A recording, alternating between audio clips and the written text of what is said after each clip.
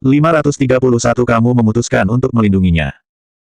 Amandamu juga tidak tahu apa yang sedang terjadi saat ini, jadi dia menggelengkan kepalanya. Aku tidak tahu, aku ingin melihatnya dulu. Dia bahkan tidak membaca komentar Weibo-nya, bahkan langsung meluncur ke daftar pencarian panas.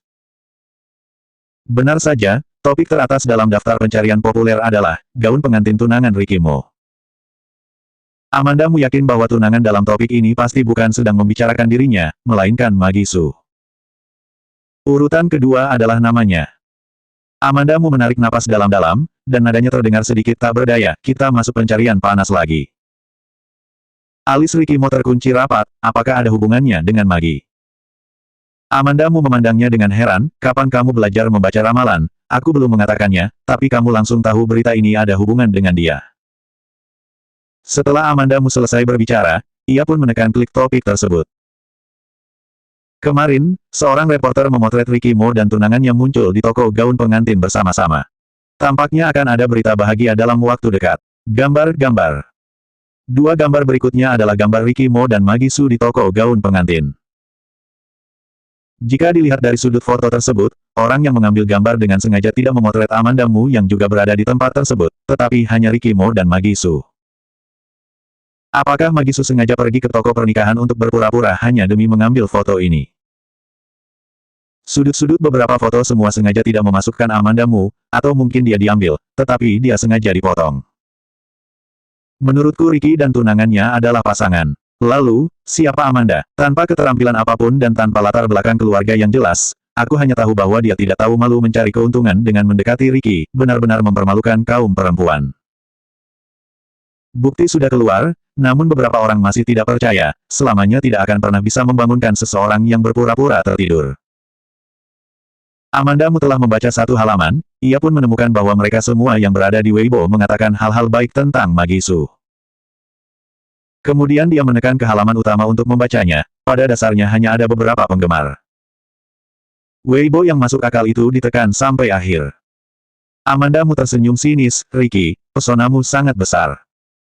Kamu juga, Ricky Mo menjawab tanpa emosi. Amandamu menggelengkan kepalanya dan menyangkal Ricky Mo, aku tidak bisa dibandingkan denganmu. Aku tidak seperti Magi yang berusaha mati-matian mendapatkan cinta yang dia inginkan. Kenzo lebih baik dari Magi. Ricky Mo mencibir dan nada bicaranya terdengar cemburu. Dalam masalah Kenzoli ini, Amandamu tidak ingin terlalu banyak berdebat dengan Ricky Mo. Karena dia menemukan bahwa Ricky Mi telah sepenuhnya merasa bahwa Kenzoli memiliki maksud lain terhadap dirinya. Karena itu, Amandamu mengabaikannya. Hari ini adalah hari yang bahagia, dia tidak ingin bertengkar dengan Ricky Mo. Bahkan setelah melihat pencarian panas ini, kegembiraan di hatinya tidak berkurang. Dia berpikir begitu, tidak berarti bahwa Ricky Mo juga akan berpikir begitu. Ketika dia melihat Amandamu tidak berbicara, lalu dengan dingin berkata, apakah kamu tidak berbicara itu artinya kamu diam-diam mengakuinya? Ricky, apakah kamu yakin ingin berbicara denganku tentang topik ini? Amandamu menekan emosinya dan bertanya kepadanya. Meskipun kamu tahu bahwa Kenzo adalah dokter yang menghipnotisku, kamu juga masih harus melindunginya, kan? Setiap kata yang diucapkan dari mulut Ricky Mo sepertinya ditutupi dengan lapisan es, terasa dingin saat masuk ke telinga. Apakah ada bukti untuk membuktikan bahwa Kenzo adalah dokter hipnotis? Amandamu baru saja berusaha untuk menekan emosinya, sekarang begitu Ricky Mo membuat dirinya terpancing emosi, dia tidak dapat mengontrol volume suaranya yang semakin meninggi, jika terbukti dia adalah dokter hipnotis, apa yang ingin kamu lakukan dengannya? Apakah kamu ingin aku melihatmu menyiksanya, atau melihat kamu berurusan dengannya secara langsung? Ricky Mo mencibir dan berkata dengan nada yang sangat yakin, kamu yang memutuskan untuk melindunginya. Amandamu menutup matanya, menenangkan emosinya dan membuka matanya lagi, lalu berkata dengan suara sedikit tenang, sekarang identitas Kenzo belum bisa dipastikan. Tidak ada gunanya bagimu untuk membuat dugaan yang tidak perlu seperti ini. Tidak ada bukti untuk membuktikan bahwa Kenzoli adalah dokter yang menghipnotis Ricky Mo pada waktu itu, dan apa yang didebatkan oleh Ricky Mo dengannya tidak ada artinya. Arti Kenzoli baginya hanyalah seorang teman yang telah membantunya. Kenzoli telah menyelamatkan hidupnya lebih dari sekali. Dia berbaring di ranjang rumah sakit selama 3 tahun dan Kenzoli yang merawat dirinya saat koma selama 3 tahun. Kebaikan ini, belum ia balas seumur hidupnya. Sekarang kamu ingin melindunginya, meskipun suatu hari ini identitasnya telah dikonfirmasi, mungkin kamu masih akan berdiri di pihaknya. Suara Ricky Mo terdengar agak pahit, suhu di dalam mobil tampaknya telah jatuh tiba-tiba. Meskipun pemanas dihidupkan, Amanda Mu masih merasa dingin. Dia bersandar di sandaran kursi dan berkata dengan lelah, "Ricky, alasan pertama mengapa aku tidak ingin menikah denganmu adalah karena masih ada masalah di antara kita. Meskipun kita sudah menikah, cepat atau lambat kita akan saling merasa lelah karena hal-hal seperti ini." Suasana di dalam mobil tiba-tiba sunyi. Amanda Mu tidak ingin berbicara lagi, dan Ricky Mo juga tidak berbicara. Entah sudah berapa lama berlalu. Ketika Amanda Mu berpikir Ricky Mo tidak akan lanjut membicarakan hal ini, Ricky Mo tiba-tiba berkata seperti hantu, "Ternyata sebelumnya kamu tidak setuju untuk menikah denganku karena Kenzo." Amanda Mu terkejut. Dia tidak tahu mengapa Ricky Mo berpikir seperti itu. Dia merasa telah mengatakan dengan sangat jelas. "Aku tidak tahu mengapa kamu bisa berpikir seperti ini, tapi bukan itu yang kamu pikirkan." Amanda Mu menjambak rambutnya dengan jengkel, "Berhenti, malam ini aku akan kembali ke tempatku." Dia mengatakan kemarin bahwa dia tidak akan memindahkan barang, dan ternyata inilah yang terjadi. Suasana hati memang Ricky Mo tidak pasti, dia selalu merasa curiga, selalu ada waktu untuk pertengkaran. Saat kata-kata itu terdengar, Ricky Mo tidak hanya tidak berhenti, Amanda Mu juga mendengar suara pintu mobil dikunci.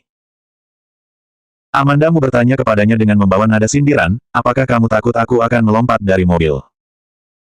Adakah yang tidak berani kamu lakukan?" Nada bicara Ricky Mo tidak begitu baik. Keduanya hanya diam selama perjalanan pulang hingga akhirnya tiba di rumah. Joanna Mo berlari ketika dia mendengar suara mobil datang dan diikuti beberapa pelayan di belakangnya. "Nona kecil, pelan-pelan sedikit. Mama." Sebelum Amanda Mu keluar dari mobil, dia pun sudah mendengar suara Joanna Mo. Saat dia akan melepaskan sabuk pengamannya, pria di sebelahnya membungkuk ke arahnya. Dia sadar dan mundur seketika. Ternyata Ricky Mo hanya ingin membantunya membuka sabuk pengaman. Jika bukan karena ekspresi wajah Ricky Mo yang tampak buruk, Amanda Mu harus curiga bahwa tadi mereka berdua tidak bertengkar. Dia membiarkan Ricky Mo melepaskan sabuk pengamannya dan memikirkan sesuatu seperti itu, mengatakan, "Tidak boleh marah dengan Joanna." Ricky Mo selesai melepaskan sabuk pengamannya dan berbalik ke posisinya, lalu berkata tanpa emosi, "Aku tidak marah padanya. Dan juga, Joanna masih sangat kecil, kamu tidak perlu marah, kamu bisa menakuti dia dengan hanya sekali tatapan." Tanggapan Ricky Mo adalah langsung turun dari mobil. 532 Apakah kamu tidak punya alasan yang lebih masuk akal? Begitu turun dari mobil, Ricky Mo langsung melihat Joanna Mo. "Richie." Joanna Mo tampaknya takut bahwa dia akan marah, dan dengan cepat berbalik dan bersembunyi di belakang pelayan, ia pun berteriak dengan keinginan kuat untuk diselamatkan, "Papa." Ricky Mo memandang Joanna Mo tanpa ekspresi selama beberapa detik, lalu mengangkat bibirnya dan tersenyum pada Joanna Mo. Amanda Mu berkata dia marah pada Joanna Mo, lalu apakah dia harus tersenyum pada Joanna Mo? Meskipun dia tidak merasa bahwa dia pernah marah pada Joanna Mo. Ternyata memang lebih baik dia tidak tersenyum, karena begitu dia tersenyum, seketika langsung membuat Joanna Mo takut hingga menangis. Amanda Mu turun dari belakang dan tidak tahu apa yang terjadi pada ayah dan anak perempuan itu, dia hanya mendengar Joanna Mo menangis. "Ada apa, Joanna?" Amanda Mu mendengar tangisan dan berjalan menuju Joanna Mo untuk memeluknya. Joanna Mo menunjuk ke Ricky Mo, ia tak henti-hentinya menangis. Amanda Mu juga menolehkan kepala untuk melihatnya. Tanpa menunggunya berbicara, Ricky Mo segera tiba di depannya dan berkata, "Aku tidak bersikap galak padanya, aku juga tidak marah padanya." Setelah selesai berbicara, dia mengangkat kakinya ke pintu villa. Sosoknya dari belakang terlihat penuh amarah. Amanda Mu berjalan di belakang Joanna Mo dan membisikkan beberapa kata kepada Joanna Mo, seketika Joanna Mo langsung berhenti menangis. Dia memiringkan tubuhnya dan mengulurkan lehernya dengan sangat panjang. Setelah melihat Ricky Mo memasuki rumah, dia mengendus hidungnya dan tidak menangis. "Kenapa kamu menangis? Apakah papa galak padamu?" Amanda Mu mengulurkan tangan untuk menghapus air matanya dan bertanya dengan lembut. "Tidak." Joanna Mo menyeka air mata di wajahnya, dan berkata dengan suara khas anak-anak. Amanda Mu sedikit bingung, lalu, "Mengapa?" Ketika Joanna Mo ditanya yang membuatnya sedih, dia kemudian membuka mulutnya hendak menangis, tetapi dia masih ingat untuk menjawab pertanyaan Amanda Mu terlebih dahulu. "Papa tersenyum padaku, Amanda Mu." Dia membuka mulutnya dan seketika terdiam. Untuk pertama kalinya, dia mendengar bahwa anak itu ketakutan dan menangis oleh senyum ayahnya. Tuan Muda Mo memang berbeda. Amanda Mu ingin tertawa, tetapi Joanna Mo menangis begitu sedih. Dia memutuskan untuk menghibur Joanna Mo terlebih dulu. Papa tersenyum kepadamu itu artinya dia menyukaimu. Harusnya kamu merasa senang. Mengapa kamu masih menangis? Aku takut. Joanna Mo mengucapkan dua kata ini dalam bisikan, dan mengubur kepalanya di dalam pelukan Amanda Mu. Amanda Mu tidak tahu harus menangis atau tertawa. Bagaimana bisa membuatmu takut? Dia tersenyum kepadamu karena dia menyukaimu. Joanna Mo menangis lebih keras. Tampaknya dia masih belum cukup mengerti mengenai bagaimana ayah dan anak ini bergaul. Ricky Mo bisa menakuti Joanna Mo hanya dengan satu senyuman. Joanna Mo telah tenang ketika dia menggendong Joanna Mo masuk ke dalam ruangan utama. Dia menurunkan Joanna Mo dan melihat sekeliling untuk menemukan sosok Ricky Mo. Melihat bahwa Amanda Mu sedang mencari Ricky Mo, pelayan pun datang dan berkata, "Nona muda, Tuan Muda ada di atas." Ya, Amanda Mu mengangguk dan berkata kepada Joanna Mo, "Kamu diam di sini, ibu naik ke atas sebentar." Oke, Joanna Mo duduk di sofa bermain dengan mainannya. Begitulah anak-anak, baru saja dia menangis begitu keras, dan sekarang dia bermain dengan begitu antusias. Amanda Mu naik ke atas dan menemukan Ricky Mo di dalam kamar. Saat dia membuka pintu, Ricky Mo sedang berganti pakaian dan kebetulan melepas celananya. Amanda Mu berbalik dengan cepat dan berkata dengan marah, "Apakah kamu tidak tahu bagaimana cara mengunci pintu ketika kamu berganti pakaian?" Tidak ada pelayan yang berani masuk ke kamarku tanpa izin, aku mengganti pakaian di kamarku sendiri, kamu sendiri yang membuka pintu dan masuk ke dalam, lalu sekarang kamu menyalahkan aku. Ricky Mo mengenakan celananya dan berjalan perlahan ke arahnya, "Kamu sudah melihat tubuhku, dan orang jahat akan mengkritik lebih dulu, Nyonya Mo, apakah kamu punya alasan yang lebih masuk akal?" Amanda Mu merasa suaranya semakin dekat, dan mengangkat kakinya dan berjalan ke arah pintu. "Kamu harus segera keluar jika sudah selesai ganti baju." Ricky Mo melangkah dengan kaki panjang ke depan dan berjalan di depannya dalam sekejap untuk menghalangi jalannya. Amanda Mu dihalangi, tetapi ketika dia melihat bahwa dia telah berpakaian, dia mendongak dan menatapnya. Ricky Mo juga hanya menundukkan kepalanya, suaranya terdengar rendah dan dalam, "Mengapa kamu pergi? Bukankah kamu sudah pernah melihat tubuhku?" Amanda Mu tidak ingin berbicara dengannya tentang topik ini, karena begitu dia melanjutkan topik ini dengannya, dia akan menjadi dibodohi olehnya, dan dia tidak bisa mengatakan apa-apa tentang itu. Tersenyum dengan putri sendiri, tetapi malah membuatnya takut hingga menangis. "Bagaimana perasaanmu?" Amanda Mu memeluk kedua lengannya dan memandangnya dengan sinis. Ekspresi wajah Ricky Mo tampak kaku, tetapi dengan cepat memulihkan pikirannya, ia tertawa sinis dan berkata, "Perasaanku biasa saja. Kamu biasanya memasang wajah galak pada Joanna, kamu harus sering tersenyum," kata Amanda Mu, mengulurkan tangan dan meremas wajahnya. Ricky Mo memiringkan kepalanya ke belakang, mengerutkan kening dan menolak, "Jangan mencoba untuk menggodaku." Amanda Mu. Ricky Mo bahkan curiga bahwa dia akan menggoda dirinya. Amanda Muan menarik tangannya dan menendang betisnya, "Minggir, aku mau keluar." Ricky Mo mengerutkan bibirnya dan berkata dengan suara dingin, "Tidak boleh." "Kamu," saat Amanda Mu hendak berbicara, seketika kata-katanya dipotong oleh Ricky Mo, "Aku juga mau keluar." Setelah selesai berbicara, dia berbalik untuk membuka pintu dan keluar. Amanda Mu pun keluar mengikutinya dari belakang, namun ia dengan cepat menyusulnya dan berjalan ke depan. Keduanya turun satu persatu, berusaha menjaga jarak satu sama lain. Begitu Joanna Mo mendongak, dia pun melihat Ricky Mo, dia seketika tersenyum dan berteriak, "Papa." Amanda Mu menghampiri Joanna Mo dan duduk, Ricky Mo juga ikut mendatanginya, dan duduk di sisi lain Joanna Mo. Joanna Mo menunjukkan ekspresi tercengang. Dia memandang Amanda Mu, lalu memandang Ricky Mo lagi, ia merasa kehadirannya dirinya seperti sedikit mengganggu. Jadi Joanna Mo diam-diam membalikkan tubuhnya, tiarap di sofa dengan jari-jari kakinya mengarah ke lantai, lalu meluncur ke bawah sofa, memegang mainan dan berjalan ke sofa yang berlawanan untuk bermain. Pelayan juga dapat melihat bahwa Ricky Mo dan Amanda Mu sedang bertengkar, hingga dia tidak berani membuka suara, tetapi mereka terhibur oleh tindakan Joanna Mo. Namun, mereka tidak berani tertawa keras, mereka pun menundukkan kepala sambil menahan tawanya. Amanda Mu melirik Ricky Mo, dan kemudian dengan cepat membelakangi dirinya. Tidak ingin melihatnya. Ricky Mo memeluk kedua lengannya dan duduk di sebelahnya tanpa ekspresi, seluruh tubuhnya memancarkan suasana dingin. Pelayan juga tidak berani memanggil mereka di saat makan malam sudah siap, jadi dia berjalan menghampiri Joanna Mo dan mengatakan kepadanya, "Nona kecil, mari kita makan."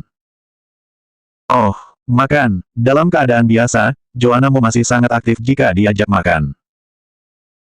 Sambil memeluk robot, dia turun dari sofa dan akan mengikuti pelayan ke ruang makan. "Nona," pelayan itu mendorongnya dengan lembut dan menunjuk Amanda Mu dan Ricky Mo. Joanna Mo adalah anak kecil yang pintar dan ceria, dia pun segera pergi mendatangi Amanda Mu dan menarik tangannya. Suaranya yang manis berkata, "Mama, ayo kita makan." Amanda Mu memang sedang bertengkar dengan Ricky Mo, tapi dia masih tersenyum kepada Joanna Mo, "Oke." Joanna Mo menoleh dan memandang Ricky Mo, ia mengedipkan matanya, dan berkata dengan terpaksa, "Makan." Saat Ricky Mo akan berbicara, dia pun teringat bahwa dia baru saja membuatnya takut hingga menangis, dan suaranya terdengar lebih tenang dari biasanya, "Siapa yang kamu ajak makan?" Joanna Mo meliriknya, memanggil namanya dengan suara imut khas anak kecil, "Papa." 533 halaman Weibo resmi perusahaan Mo membantah rumor. Amanda Mo melirik Ricky Mo, ia mendengus, lalu membawa Joanna Mo ke ruang makan. Ricky Mo duduk sendirian, Amanda Mo dan Joanna Mo duduk di seberangnya. Mereka bertiga sudah duduk, tampak sangat jelas sedang ada konflik. Joanna Mo masih bersikap sangat baik ketika dia makan, dia akan memberitahu Amanda Mo apa yang ingin dia makan dan meminta Amanda Mo mengambil makanan tersebut lalu memberinya suapan. "Aku ingin kembang kol itu. Aku ingin paha ayam.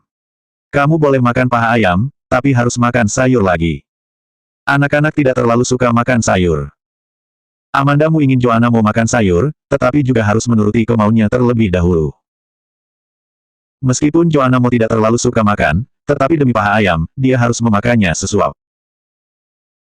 Ricky Mo memandang ibu dan putrinya yang berlawanan dengan hangat dan harmonis, kemudian menatap mangkuk nasi di depannya, tiba-tiba nafsu makannya hilang. Dia menyimpan sumpit di atas meja, peng, lalu berkata, "Aku sudah kenyang." Melihat Amanda Mo tidak memberikan reaksi, dia mengulanginya dengan keras lagi, "Aku bilang, aku sudah kenyang." Amanda Mo tidak tahu ternyata dia sengaja menjatuhkan sumpitnya begitu keras, hanya untuk mendapatkan perhatiannya. Dia mendongak dan melirik Ricky Mo dengan emosi sedikit meluap, "Lalu mengapa jika kamu sudah kenyang, aku dan Joanna Mo belum kenyang?" Joanna Mo mengangkat kepalanya dari mangkuk kecilnya, dan berkata dengan suara nyaring, "Joanna belum kenyang." "Oke, kamu lanjut makan punyamu." Amanda Mo memberi Joanna Mo hidangan lain. Wajah Ricky Mo sangat dingin, tetapi Amanda Mo mengabaikannya, dia juga tidak bisa memberi reaksi apapun terhadapnya. Dia mendengus dingin, lalu bangkit dan keluar dari dapur. Begitu ia keluar, Joanna Mo tiba-tiba mengangkat kepalanya, melihat ke arah Ricky Mo yang baru saja pergi, lalu menoleh untuk melihat Amanda Mo, "Papa marah." Amanda Mo seketika tercengang, dia juga tidak menyangka Joanna Mo mengatakan ini. Dia bertanya Joanna Mo dengan rasa penasaran, "Dari mana kamu tahu kalau dia marah?"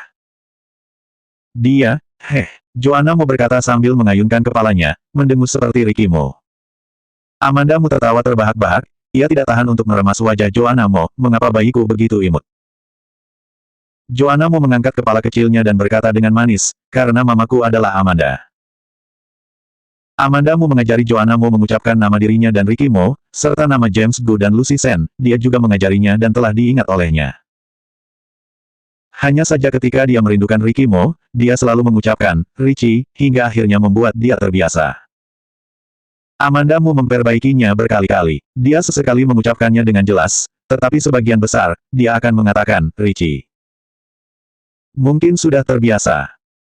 Selama dia tahu nama ayahnya di dalam hatinya, dan dia lebih suka memanggilnya, Richie, yang kemudian dianggap sebagai nama panggilan kecil antara dia dan Ricky Mo. Amanda Mo dan Joanna Mo selesai makan dan membawa Joanna Mo ke kamar untuk mandi dan bersiap untuk tidur. Dia mendengar dari pelayan bahwa hari ini Joanna Mo tidak tidur siang. Jika Joanna Mo tidak tidur siang, dia akan tidur sangat awal pada malam hari. Dia dengan cepat membuat Joanna Mo tertidur. Setelah meniduri Joanna Mo, Amanda Mo bangkit dan pergi ke kamar tidur utama. Dia mendorong pintu hingga terbuka dan mendapati bahwa tidak ada seorang pun di dalamnya. Ricky Mo belum kembali tidur, dia masih di ruang kerja.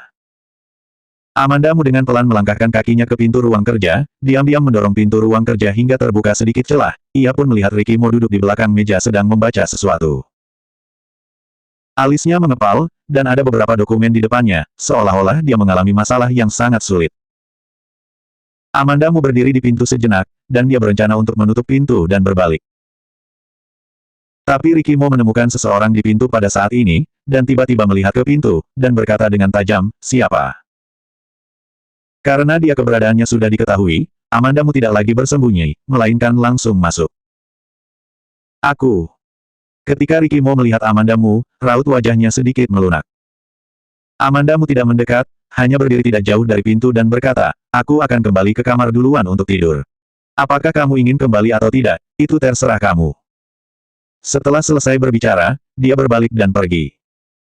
Ricky Mo sedang duduk di meja, masih tidak menanggapi maksud kata-kata yang Amandamu ucapkan. Terjadi pertengkaran yang tidak menyenangkan antara mereka dalam perjalanan pulang. Dia pikir Amandamu akan tidur dengan Joanna Mo malam ini. Maksud Amandamu tadi, apakah mau kembali ke kamar tidur utama untuk tidur? Begitu Ricky Mo berpikir seperti itu, membuat dia tidak memiliki keinginan untuk lanjut bekerja. Tak lama ia pun menyelesaikan pekerjaan di tangannya, lalu dia bangkit dan kembali ke kamar tidur utama. Amandamu yang sudah mandi, saat ini sedang berbaring di tempat tidur. Ketika dia mendengar pintu terbuka, dia membungkus selimutnya dengan erat dan membelakangi ke arah pintu. Ricky Mo berjalan masuk dan melihat ke arah tempat tidur.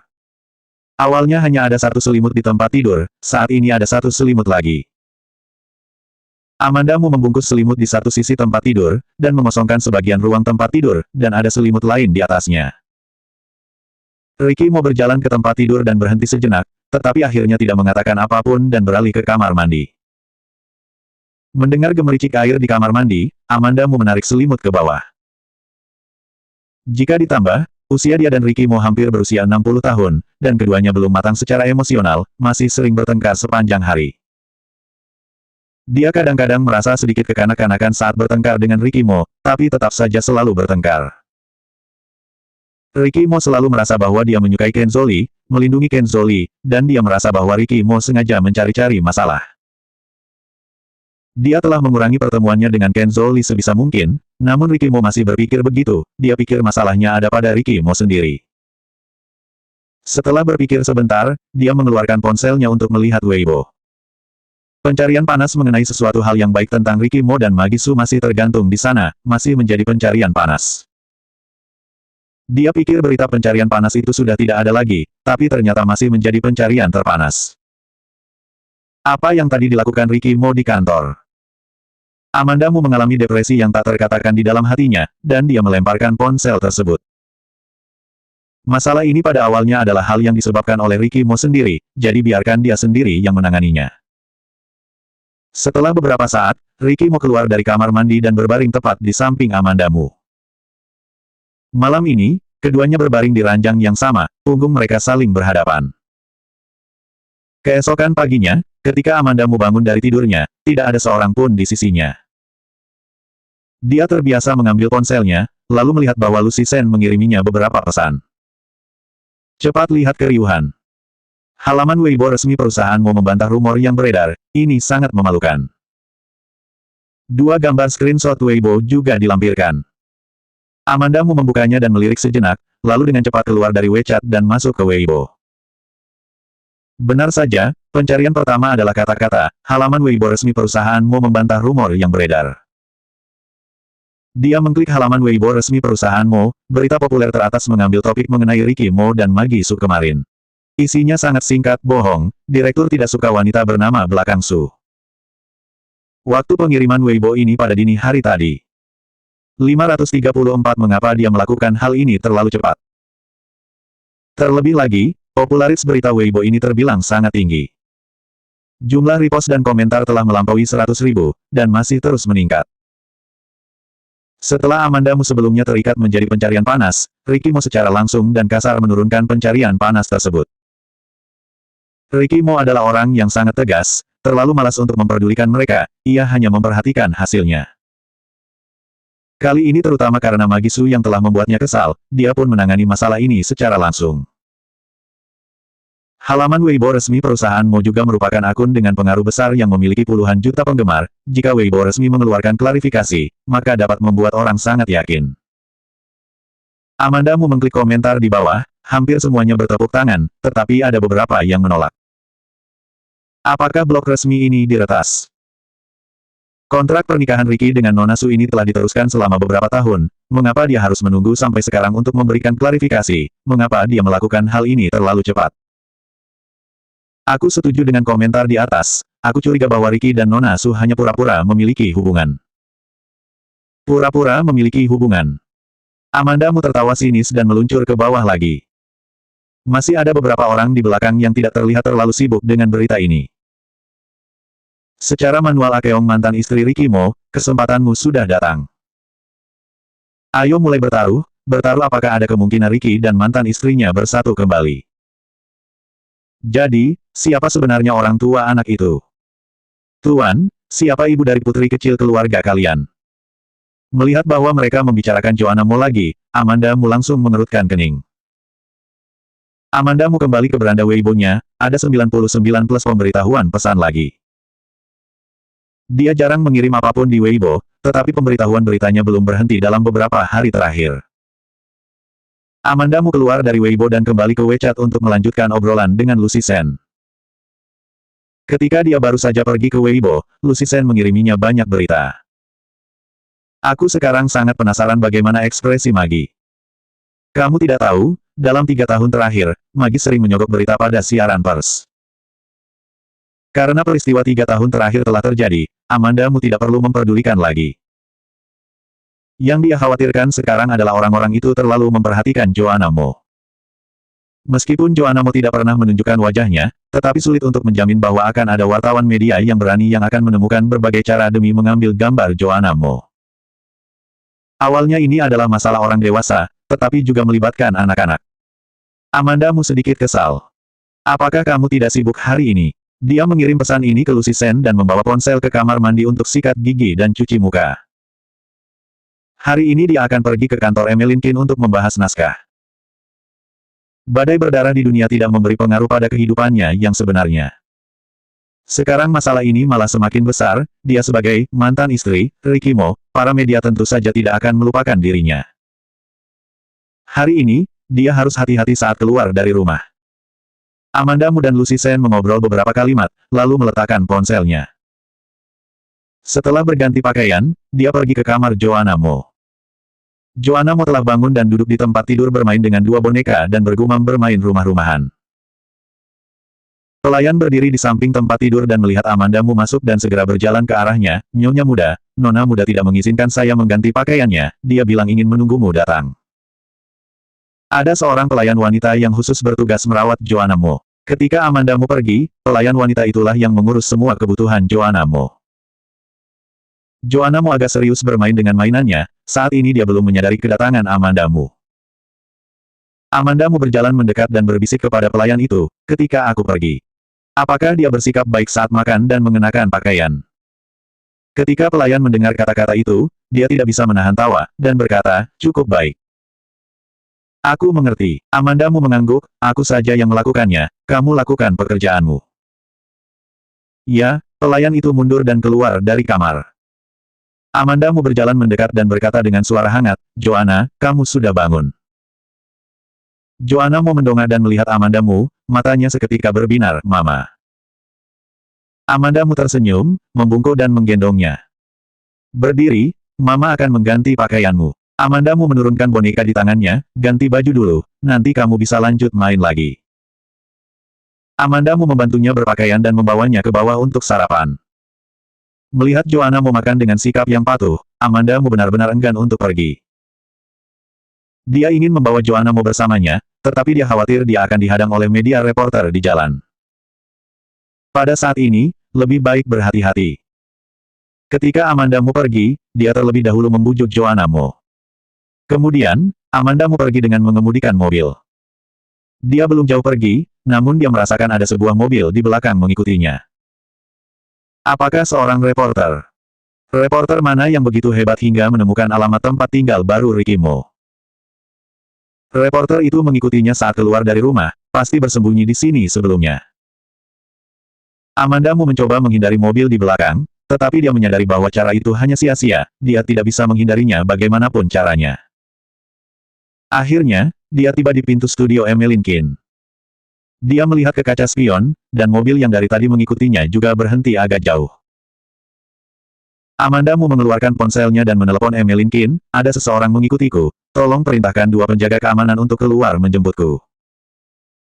Sebagai pekerja setengah hiburan, Emmeline Kin sangat sensitif terhadap berita hiburan. Emmeline Kin tentu tahu tentang klarifikasi di halaman Weibo resmi perusahaan Mo pada dini hari tadi. Tanpa penjelasan Amanda Mu yang berlebihan, Emmeline Kin tahu apa yang sedang terjadi.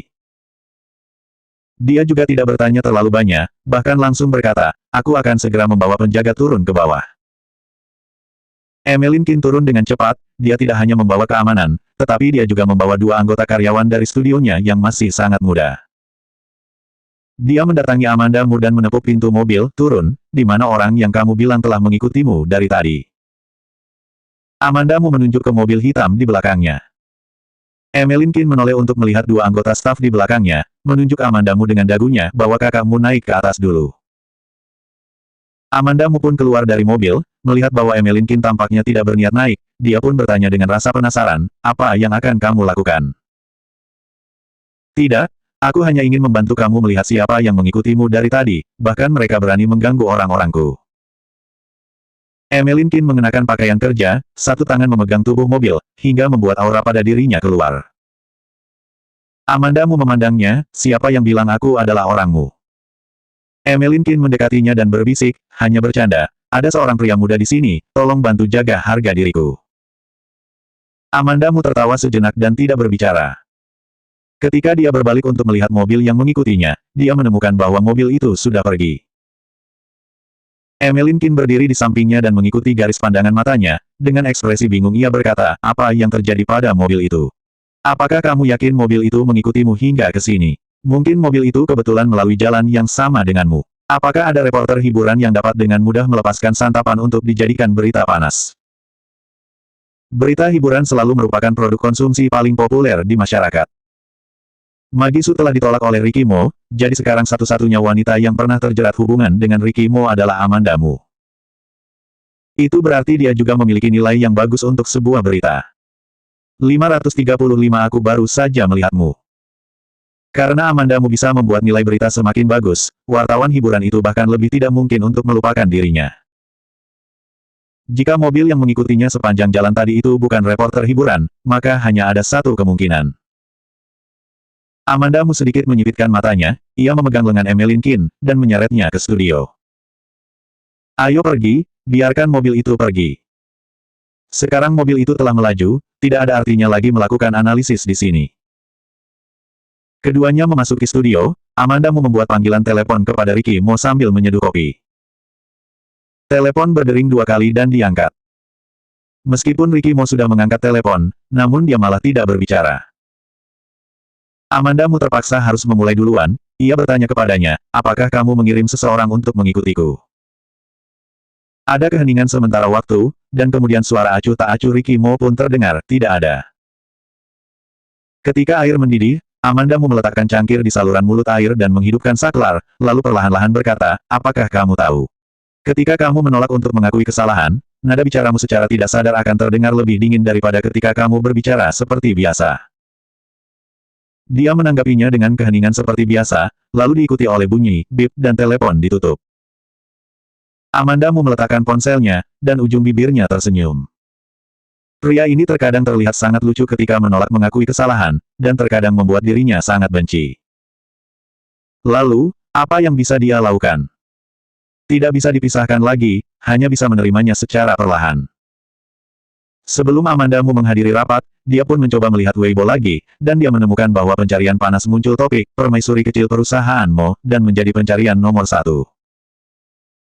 Orang-orang ini terlalu penasaran terhadap Joanna Mo dan ibu kandung Joanna Mo, dan mereka langsung mencarinya. Amanda Mu langsung duduk di sebelah Emmeline Kin, dan dia berbisik padanya, bagaimana cara menarik pencarian panas. Apakah cukup dengan langsung menghubungi pihak platform? Pencarian panas apa yang ingin kamu tarik? Emmeline Kin menoleh dan memberikan tatapan mata yang telah menembus hatinya. Amandamu mengangkat alis, tidak, lupakan saja. Oke, aku akan memberitahumu, bagaimana bisa aku tidak membantumu, aku mendapati bahwa kamu sekarang semakin tidak bermoral di hadapanku. Meskipun Emmeline Qin berkata seperti ini, tetapi dia masih memberitahunya cara menghilangkan pencarian panas dan dia juga membantunya menghubungi orang-orang platform. Amandamu menghubungi orang-orang di platform dan menegosiasikan harganya, dan pencarian panas dengan cepat ditarik. Setelah rapat berakhir, Emmeline Qin masih tidak bisa menahan rasa penasarannya, apakah gadis kecil itu adalah putrimu dan Ricky? Apakah kalian masih bersama? Amandamu menoleh, memandang Emmeline Qin dalam keadaan tenang, ia tersenyum dan berkata, apakah kamu ingin tahu? Iya, Emmeline Qin mengangguk. Senyum di wajah Amandamu semakin dalam, coba kamu tebak sendiri. Emmeline Qin memiringkan bibirnya dan sangat marah sehingga dia ingin memukul Amandamu, hubungan kita sudah sejauh ini, dan kamu tidak mau mengatakan yang sebenarnya padaku. Ya, hubungan kita sangat begitu baik, bagaimana kalau aku mentraktirmu makan siang? Amandamu berkata sambil tersenyum. Emmeline Qin merasa bahwa dia memukul kapas, Amandamu dan dia bermain silat, dan dia juga tidak bisa menahannya. Meskipun dia menebak dalam hatinya bahwa gadis kecil yang muncul saat pesta makan malam hari itu adalah putri Ricky Mo dan Amandamu, tetapi jika Amandamu tidak mau membuka suara, maka dia juga tidak dapat memastikan bahwa itu adalah putri mereka. Siapa yang tidak penasaran? Emmeline Qin merasa bahwa dia akan tergila-gila dengan rasa penasaran di dalam hatinya, tetapi Amandamu juga tidak membuatnya merasa puas. Emmeline Qin memutuskan untuk memeras Amandamu. Dia memandang Amandamu dan berkata tanpa ekspresi di wajahnya, aku mau makan di Jade Imperial. Amandamu berkata, boleh. Saat ini dia memiliki uang yang cukup untuk makan di Jade Imperial. Pada siang hari, Amandamu dan Emmeline Qin pergi ke Jade Imperial untuk makan siang, mereka pergi dengan mengendarai mobil Emmeline Qin. Tidak lama setelah mengemudi, Emmeline Qin menemukan bahwa sebuah mobil mengikuti mereka. Ketika melewati sebuah persimpangan lampu lalu lintas, Emmeline Qin memberi isyarat kepada Amandamu untuk melihat di kaca spion, apakah mobil itu yang mengikutmu tadi pagi, mobil itu telah mengikuti kita sejak kita keluar. Amandamu hanya meliriknya sebentar dan kemudian membuang muka, jangan pedulikan mereka. Beberapa orang itu mengikuti mereka sampai ke Jade Imperial. Ketika turun dari mobil, Emmeline Qin berkata, menurutku mereka bukan seperti wartawan media sama sekali. Tetapi seperti pengawal, mereka mengikutimu tidak terlalu jauh dan juga tidak terlalu dekat. Amandamu tersenyum acuh, ia segera menarik Emmeline Qin untuk masuk ke Jade Imperial, sudah, ayo kita masuk. Kebetulan saat ini adalah waktu makan siang, dan banyak orang makan di Jade Imperial. Emmeline Qin memiliki jaringan pertemanan yang luas, Amandamu mengikutinya masuk ke dalam, sebelum duduk di meja makan, Emmeline Qin telah berhenti untuk menyapa orang beberapa kali. Lingkaran kota J sangat besar, dan hanya ada satu Jade Imperial, tentu saja ia akan bertemu dengan banyak kenalan. Mereka yang menyapa Emmeline Qin tentu saja juga mengenal Amandamu. Mereka akan menatap Amandamu dengan penasaran, tetapi mereka tidak akan banyak berkata atau banyak bertanya. Mereka semua adalah orang yang bijaksana. Ketika Emmeline Qin berhenti lagi dan menyapa seseorang, Amandamu pun berbisik di telinganya, aku akan pergi duluan, kamu datang sendiri jika sudah selesai. Ya, aku mengerti. Emmeline Qin mengangguk dan mendorongnya. Amandamu tiba ke meja dan duduk, pelayan datang dengan membawa menu. Dia melihat menu dan memesan 2 hidangan, lalu menunggu Emmeline Qin datang. Amandamu melirik ke arah Emmeline Qin, ia merasa bosan, dan berbalik untuk mencari di tempat lain. Tiba-tiba, dia melihat sosok yang dikenalnya di kerumunan. Dia melihat sosok yang dikenalnya dan bergumam, Kenzo. Kenzo Li hari ini tampak berbeda, ia mengenakan pakaian kasual hitam, rambutnya lebih panjang dari biasanya, karena jarak keduanya agak jauh, Amandamu tidak bisa melihat ekspresinya dengan jelas. Tapi bagaimanapun, mereka hidup bersama dalam jangka waktu tertentu, Amandamu masih mengenalinya hanya dengan pandangan sekilas. Namun, dalam ingatannya, Kenzo Li dari dulu suka mengenakan pakaian berwarna terang, karena kewajiban pekerjaan, ia dan Ricky Mo memakai jas setiap hari. Ini adalah pertama kalinya dia melihat Kenzo Li mengenakan pakaian kasual, jadi dia merasa sedikit berbeda. Kenzo Li berdiri di sana sambil berbicara dengan pelayan. Karena jarak yang jauh, Amandamu juga sulit untuk menyapanya, jadi dia mengeluarkan ponselnya dan meneleponnya. Ketika dia menekan tombol panggil pada layar ponsel, matanya terus mengunci Kenzo Li dengan erat. Hanya 1 detik sebelum menekan tombol panggil, Kenzo Li berbalik dan keluar. Setelah panggilan telepon terhubung, telepon berdering beberapa kali sebelum diangkat oleh Kenzo Li. Suara Kenzo Li sama dengan sebelumnya, ia berkata dengan sedikit ejekan, Amanda. Mengapa hari ini kamu tiba-tiba punya waktu untuk meneleponku? Amanda tersenyum dan berkata, aku baru saja melihatmu, apakah kamu juga makan siang di Jade Imperial? Kenzo Li diam seketika, dan Amanda bertanya lagi dengan sedikit keraguan, Kenzo. Selanjutnya 536 jangan berpura-pura mati.